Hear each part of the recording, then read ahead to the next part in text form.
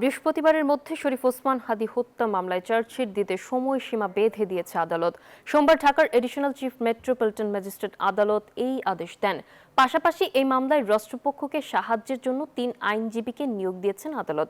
এদিন সকালে আদালতে আসেন মামলার বাদী ইনকিলাব মঞ্চের সদস্যরা।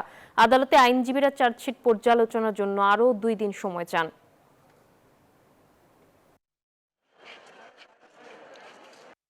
আমরা এজাহারকারী পক্ষে নিযুক্ত হয়েছি 3 জন আইনজীবী। যেহেতু এটাতে চার্জশিট দাখিল হয়েছে এবং এই চার্জশিটটা অনেক বড়, মোট 9 জন 164-এ দোষ স্বীকারোক্তিমূলক জবানবন্দি দিয়েছেন।